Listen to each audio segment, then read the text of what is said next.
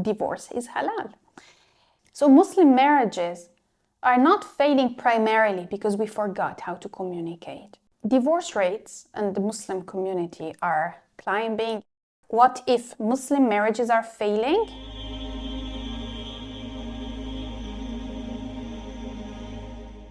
Divorce rates in the Muslim community are climbing, and it seems like everyone has an explanation. For example, being married too young, or not communicating, not being compatible, or social media ruining expectations, or women being too demanding, or men not stepping up. And the solutions that are proposed match the diagnosis. Communication workshops are everywhere, compatibility questionnaires, learning love language. Some of these helps a bit. Temporarily, problems resurface. And this is because the standard explanations are describing symptoms rather than the disease. I would like to propose an idea. What if Muslim marriages are failing?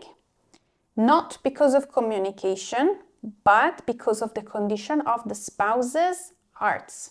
When two people get married, they don't just bring their personalities into the home.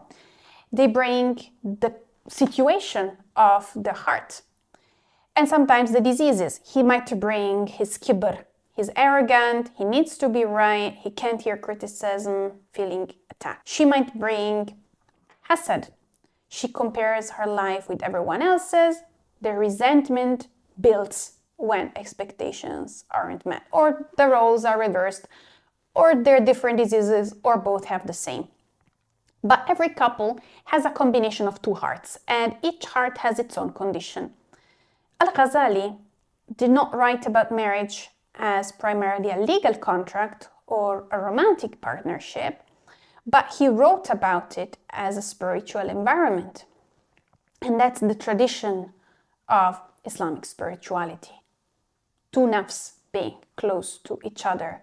That can refine them, but it can also destroy them. And this is also why communication skills don't fix the problem. You can learn to use I feel statements and still be driven by arrogance underneath. Or you can learn active listening, but still you're consumed by the need to control. The skill is on the surface, the disease is in the heart. The Quran describes marriage in a beautiful ayah. He created for you from yourselves mates, that you may find tranquility in them, and he placed between you mawaddah and rahmah. Mawaddah, love, affection, warm companionship. Rahmah, mercy, tenderness. And Sakina, tranquility. Not on the list is passion, excitement, personal fulfillment, entertainment. Not because there's anything bad about it, but because this cannot hold up a relationship.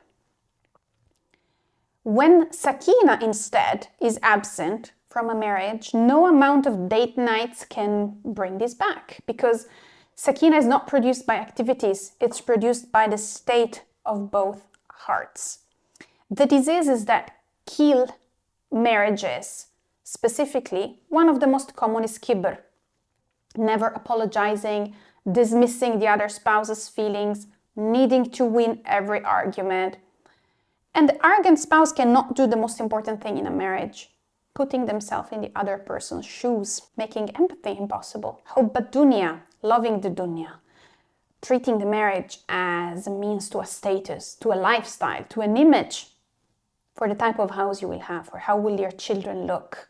So the other spouse becomes a vehicle for worldly ambition.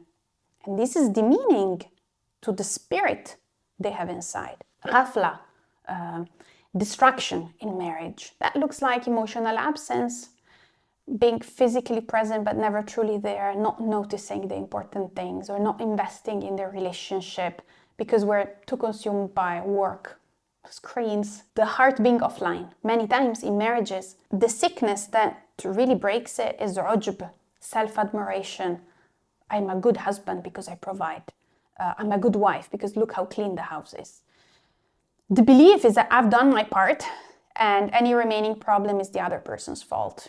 If we return to the Prophet ﷺ, as our model for marriage, we will see how his example would destroy every cultural nafsani distortion that we have built.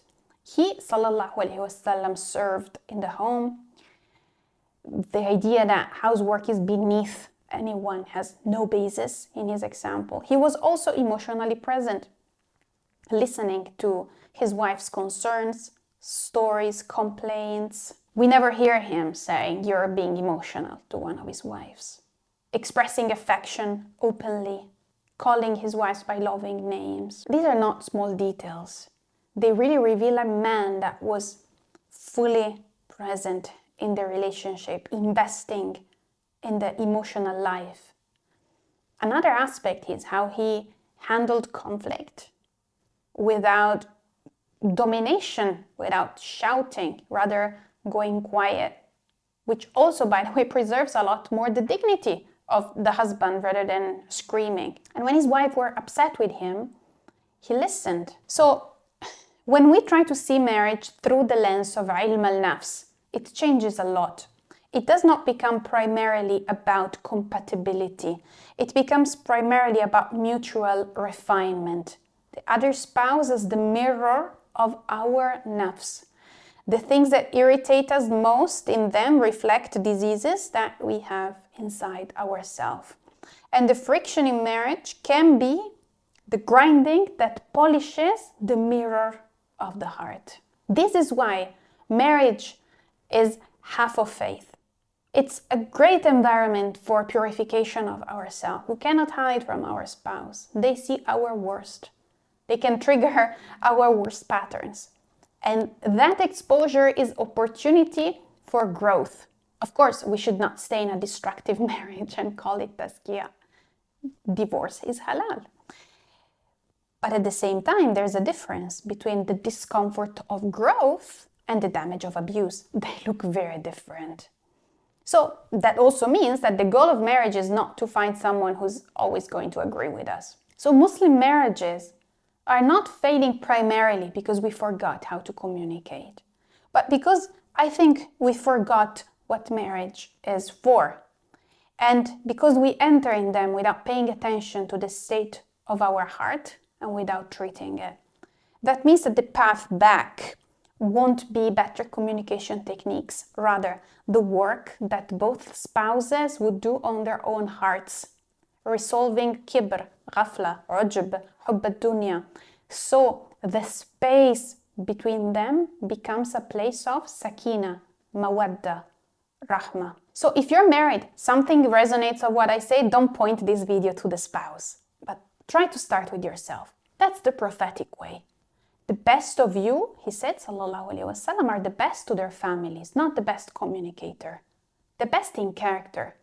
And character is the business of the heart.